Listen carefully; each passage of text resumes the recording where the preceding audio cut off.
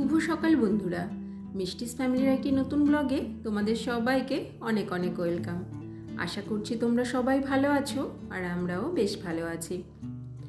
আজ হলো বৃহস্পতিবার আর এখন ঘড়িতে সময় হচ্ছে সকাল 7:30 মতো। আর এখন থেকেই কাছে দূরের সমস্ত বন্ধুদের সাথে নিয়ে আমার আজকের দিনের ব্লগটি শুরু করছি। তোমাদের সবাইকে আমার ব্লগের সঙ্গে থাকার জন্য অনুরোধ রইল। তোমরা আমার ব্লগটি দেখো, আশা করছি তোমাদের ভালো লাগবে। আজকে আমি আমার ব্লগটি শুরু করলাম বিছানা গোছানো থেকেই। ঘুম থেকে উঠেছি কিন্তু আরও 1 ঘন্টা আগে। সকালে ঘুম থেকে ওঠার পর কিন্তু আমাদের অনেক ধরনের কাজ থাকে, তো আমারও তাই। আজকেও সকালে ঘুম থেকে উঠেছি, টুকিটাকি অনেক কাজ ছিল, সেগুলো সবই করেছি। সব সময় না ফোনটা সাথে নিয়ে বা ক্যামেরা অন করে কাজ করা সম্ভব হয় না। আর এমনি কাজ করতে যদি 5 মিনিট লাগে তখন না, আর যখন আর কি ফোনের ক্যামেরা অন করে কাজ করছি সেটা করতে না আরও 10 মিনিট এক্সট্রা লেগে যায়। কোন অ্যাঙ্গেলে ক্যামেরাটা অন রাখলে ঠিকঠাক দেখা যাবে বা কাজ করতে সুবিধা হবে, এরকম অনেক কিছু ব্যাপার থাকে। মাঝে মধ্যে না ঘুম থেকে উঠে সকালে কাজ শুরু করে দিই, ভুলেই যায় যে না আমার তো আজকে ব্লগের জন্য ভিডিওটা করতে হবে, অন করতে হবে, এরকম অনেক ব্যাপার হয়ে যায় মাঝে মধ্যে। আর আজকে হয়েছে কি, আজকে তো 1 মে, তার জন্য স্কুল ছুটি আছে ছেলের, ও বাড়িতে আছে। তাও আমি তাড়াতাড়ি ঘুম থেকে উঠেছি আর ঘুম থেকে উঠেই না ছাদে চলে গেছিলাম হাঁটতে। আজকে সকাল সকাল খুব একটা রোদ ওঠেনি, ওয়েদারটা একটু বেশ মেঘলা মেঘলা ছিল, মানে কি রোদটা কম ছিল। অন্যদিন যেমন সকাল 6টা না হতে খুব রোদ উঠে যায়, আজকে সেটা ছিল না।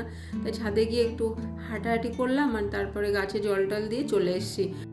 আর নিচে এসে দেখি ছেলে ঘুম থেকে উঠে গেছে।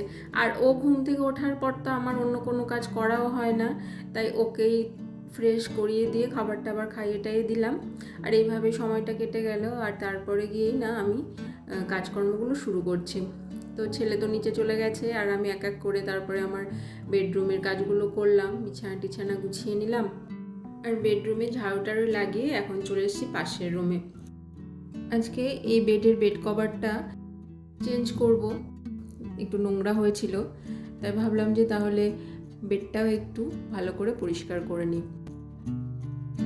আর এই সমস্ত জিনিস আর কি, ফার্নিচার বা এই বেড টেডগুলো যত বেশি পরিষ্কার রাখা যায়, মাঝে মধ্যে যদি সময় বের করে একটু মুছে নেওয়া যায়, তাহলে দেখবে ভীষণ চকচক করে। আর যদি মাঝে মধ্যে এরকম পরিষ্কার না করি, এই বেডের এই ডিজাইনগুলো আছে না, ওগুলোর খাজে খাজে যদি নোংরা জমতে শুরু করে, ধুলোবালি জমে যায়, সেটা না তোলা খুব মুশকিল হয়ে যায়। তো আমি এরকম সময় পেলেই না আমার বেডগুলো এরকম করে পরিষ্কার করে নিই। এই বেডটা বেশি দিন হয়নি, 3-4 বছর হলো এই বেডটা বানানো হয়েছে। আর আমার বেডরুমের বেডটা তো আমার বিয়ের, ওটা তো 12 বছর হয়ে গেছে। ওই জন্য ওটার কালারটাও না, মানে পলিশটাও একটু নষ্ট হয়ে গেছে, ওটা আবার পলিশ করাতে হবে।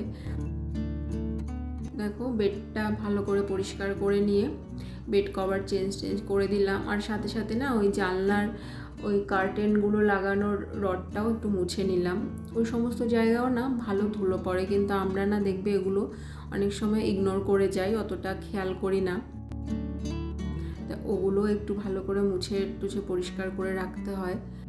আর এই রুমে তো খুব বেশি ফার্নিচার নেই, দেখতেই পাচ্ছ তোমরা, অল্প কিছুই আছে। তা যা আছে সেগুলোই ভালো করে একটু পরিষ্কার করে নিলাম। 2-3 দিন আগে শোকেসের মিররগুলো পরিষ্কার করেছিলাম, আয়নাগুলো কলিন দিয়ে পরিষ্কার করে নিয়েছিলাম।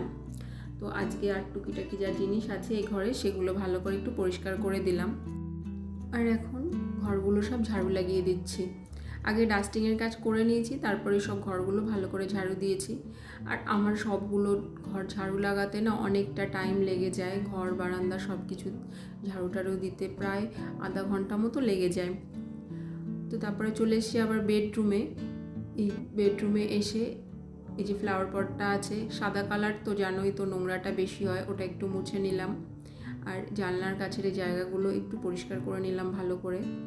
রান্নাঘরে যাওয়ার আগে এই কাজগুলো সব করে যেতে চাইছি, কেন বলো তো, এরপরে যখন রান্নাঘরে যাব না, রান্নাঘরে একবার ঢুকলে শুধু রান্নার কাজ না, এটা সেটা অনেক কাজই বেরিয়ে আসে। আর ওই সব কাজগুলো করার পরে না আর ইচ্ছা করে না, জানো তো, যে আবার এসে এই ঘরের কিছু কাজকর্ম করি। তাই এই সমস্ত কাজ যতটা পারি রান্নাঘরে যাওয়ার আগেই করে যাই। আর সংসারের কাজকর্ম না এর কোনো আর কমতি নেই, মানে একটা কাজ করছি তো আর একটা কাজ যেন বেরিয়ে আসছে। যদি সারাদিন কাজ করি তাও মনে হয় কাজ শেষ হবে না, চলতেই থাকবে। আর ছোট বাচ্চা থাকলে তো কথাই নেই। আমার ছেলের 5-6 বছর বয়সে, 6 বছর কমপ্লিট হয়নি এখনও, তো খুব একটা বড় নয়। ওকে সামলানো, ওর স্কুল সামলানো, তারপরে সংসারের কাজকর্ম, আর সাথে সাথে যে ইউটিউবের জন্য যে সময়টা দিই, যে ভিডিওগুলো করতে হয়, এর জন্য তো এক্সট্রা অনেকটা টাইম দিতে হয়। তো সব কিছু মিলিয়ে না সামলানোর চেষ্টা করি। মাঝে মধ্যে হিমশিম খেয়ে যাই, সত্যি কথা বলতে একটু মাঝে মধ্যে মনে হয় যে না আর পারছি না, কিন্তু আবার বলে না নিজের মনোবল নিজেকেই জোগাতে হয়, নিজের মধ্যে এনার্জিটা নিজেরই আনতে হবে। এটা আমাকে বাইরে থেকে কেউ এনে দেবে না, এটা নিজের একটা আত্মবিশ্বাসের জায়গা যে না আমি সব কিছু সামলে নিতে পারবো, করতে পারবো। তো এরকম চলতেই থাকে নিজের মনের সঙ্গে নিজের বোঝাপড়া। ওপরের কাজকর্ম সব শেষ করে এখন কিচেনে এসেছি। সকালে টিফিন করলাম ডাল, মুড়ি, ভেন্ডি, আলু, পটল সব মিশিয়ে একটা ভাজা। এটা আমার শাশুড়ি মা করেছেন। ওনারা তো রুটি খান, ওনাদের খাওয়া দাওয়া তো অনেক আগেই হয়ে যায়, আর আমি তো ওপরের কাজকর্ম সব শেষ করে তারপরেই এসছি। আর সকালের টিফিনের দায়িত্ব তো আমার উপরে আমার শাশুড়ি মা দেননি, উনিই করে নেন ওনাদের খাবারটা, তাই আমি একটু এক্সট্রা টাইমও পেয়ে যাই। কিন্তু দুপুরের খাবার বানানোর সমস্ত দায়িত্বটা পুরোপুরি আমার ওপরেই। কিন্তু মাঝে মধ্যে সকালে আমি করি খাবার, যদি স্পেশাল কিছু বানানোর থাকে, অন্যরকম কিছু টিফিন বানানো হয় তখনই আর কি। তো যাই হোক, দেখো এখন ভাতটা বসিয়ে দিয়েছি, আর ভাতটা বসিয়ে দেওয়ার পরে পাশে একটু এঁচোড়ও সেদ্ধ করতে বসিয়ে দিয়েছি। গাছের কাঁঠাল এখনও একটা বাকি আছে, 5-6টা হয়েছিল, সবগুলোই খেয়ে ফেলেছি, আর একটা মাত্র আছে। তো আজকেই একটা রান্না হচ্ছে। তা এঁচোড়টা মা সকালে কেটে রেখেছিল। আসলে এঁচোড় কাটা আর কি খুব একটা টাফ ব্যাপার, আঠা টাঠাগুলো লেগে যায়, যতই সর্ষের তেল হাতে লাগিয়ে কাটা হয় না কেন, একটু টাফ আছে জিনিসটা, খুব ভালো একটা পারি না, তো ওই জন্য মা ওটা করে রেখেছিলেন। তা আমি ওটা সেদ্ধ বসিয়ে দিলাম, আর তারপরে এই যে একটু কুমড়ো কেটে নিলাম।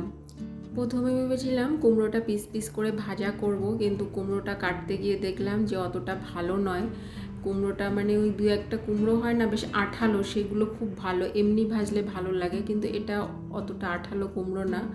তাই এটা দিয়ে ওইভাবে ভাজা করলে ভালো লাগবে না বলে তাই কুমড়ো ছক্কা বানাবো ওটা দিয়ে। তাই কেটে ওটাকে সেদ্ধ করতে বসিয়ে দিলাম, আর দিয়ে ওদিকে এঁচোড়ের জন্য যা মশলা লাগবে সেগুলো মিক্সিতে একটু পেস্ট করে রেডি করে রাখলাম। আর এখন কড়াইতে শুকনো লঙ্কা, রসুন, আর সাথে একটু চিংড়ি মাছ দিয়ে দিলাম। আর এবারে কুমড়োটা দিয়ে এটা রেডি করব, কুমড়োর ছক্কাটা। শুধু শুকনো লঙ্কা, রসুন ফোড়ন দিয়েও খাওয়া যায়, তা যেহেতু আজকে এঁচোড় চিংড়ি করা হবে বলে অনেকটা চিংড়ি মাছ এনেছিল, তো বেশিরভাগটা এঁচোড়েই দেবো, কুমড়োর মধ্যে অল্প কিছুই দিয়েছি। আর সবার শেষে সামান্য একটু চিনি দিয়ে কুমড়োর ছক্কাটা তৈরি করেছি। বেশ ভালো লাগে খেতে, জানো তো এইভাবে রান্না করলে। আর এবার এঁচোড়টা রান্না করছি, আর এঁচোড় তো যেন মাংসের মতো পুরো মশলা লাগে।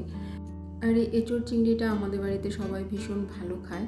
তা আজকে এঁচোড় চিংড়ি করা হবে বলে অন্য কোনো মাছ আর আনা হয়নি, বেশি করে চিংড়ি মাছই আনা হয়েছিল। আসলে আর কিছু লাগেও না বলো, এই যে এঁচোড় চিংড়ি করলাম, কুমড়োর ছক্কা করলাম, সকালে মা ডাল আর ভাজা করেছিল সেটা আছে। তো মোটামুটি অনেক রকমের রান্নাই আজকে করা হয়েছে দুপুরের খাবার জন্য। তো এঁচোড়টা হয়ে গেছে, আর সামান্য একটু গরম মশলা ছড়িয়ে দিলাম, আর অনেকটা এঁচোড় হয়েছে। এটা দুপুরে রাতে দুবেলাই হয়ে যাবে। রান্নাবান্নার কাজ তো শেষ, কিন্তু কিচেনে রান্নার পরেও বলো কত ধরনের কাজ থাকে। এই যে সমস্ত কিছু মুছে রাখতে হচ্ছে, মিক্সিটা ইউজ করেছি তাই ওটা ভালো করে পরিষ্কার করে রাখলাম। প্রতিদিন না, যখনই আর কি মিক্সি ইউজ করি তখনই ওটা ভালো করে পরিষ্কার করে রাখি, ওই জন্য মিক্সিটা পরিষ্কার থাকে, না হলে ওর গায়ে কেমন একটা দাগ দাগ হয়ে যায়, দেখতে খুবই বাজে লাগে। তো ইউজ করার সঙ্গে সঙ্গে না ওটা ক্লিন করে রেখে দিই। রান্নাঘরের কাজ সব শেষ করে আস্তে আস্তে প্রায় 1:45 মতো টাইম হয়ে গেছে। ছেলেকে আগে এসে স্নান করিয়ে দিলাম।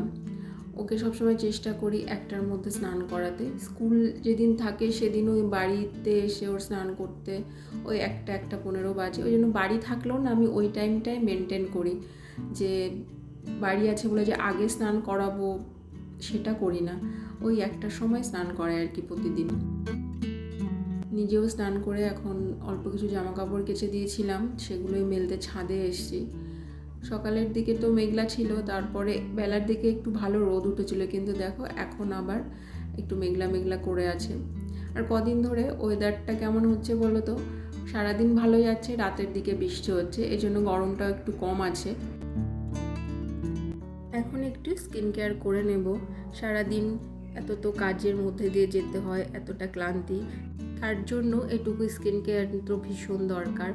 আর এইটুকু স্কিন কেয়ার একটু নিজের জন্য সময় বের করে যদি করতে পারি তাহলে যথেষ্ট ফ্রেশ এনার্জেটিক লাগে। বিয়ের আগে তো অনেকটা সময়ই দিতাম এই সমস্ত স্কিন কেয়ারের পেছনে, কিন্তু এখন তো সেটা হয় না। সংসার জীবনে আসার পর সংসারের বিভিন্ন কাজকর্ম, তারপরে যখন মা হলাম, বাচ্চার দায়িত্ব এসে পড়লো, এত কিছু মিলে না আর আগের মতো সেভাবে কিছুই করা হয় না। তো যেটুকু সময় পাই কাজকর্মের পরে, এইটুকু টাইম তো একটু নিজের জন্য দিতেই হয় বলো। তো আজকের মতো ভিডিওটা তোমাদের সঙ্গে আমি এই পর্যন্ত শেয়ার করলাম। দেখা হচ্ছে আবার নেক্সট ব্লগে। আশা রাখছি তোমাদের আমার এই ভিডিও ভালো লেগেছে। যদি ভালো লাগে প্লিজ আমার পাশে থেকো। তোমরা সবাই ভালো থেকো, সুস্থ থেকো।